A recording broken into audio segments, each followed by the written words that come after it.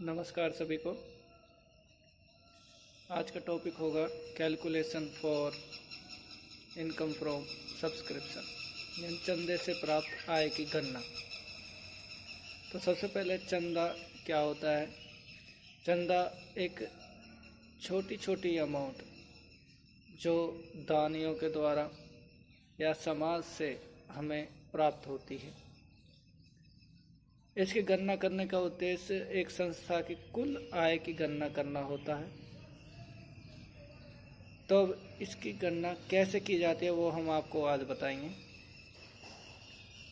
पूरे वर्ष के दौरान जितना भी चंदा प्राप्त किया जाता है उसमें से पिछले वर्ष का चंदा और आने वाले अगले वर्ष के चंदे की गणना इसमें नहीं की जाती।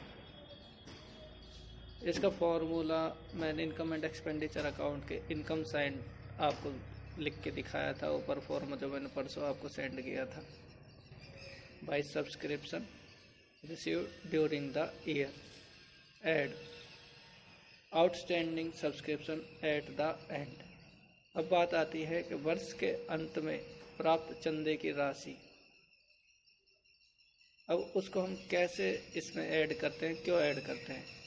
लिखा है उसमें outstanding subscription at the and. Outstanding का मतलब होता है बकाया।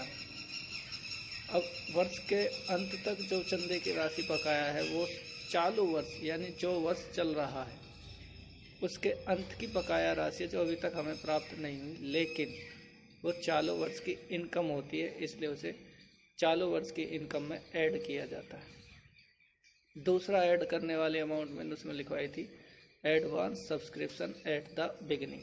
एडवांस का मतलब जो इनकम हमें पहले ही प्राप्त हो चुकी हो। Advance at the beginning. At the beginning का मतलब ऐसा चंदे की राशि जो पिछले वर्ष के अंत में हमें प्राप्त हो गई थी, लेकिन वो राशि पिछले वर्ष की आय नहीं थी, तो ऐसी राशि को चालू वर्ष के शुरू में प्राप्त माना जाता है, जैसे उसको ऐड कर दिया जाता है। उसके बाद less outstanding subscription at the beginning.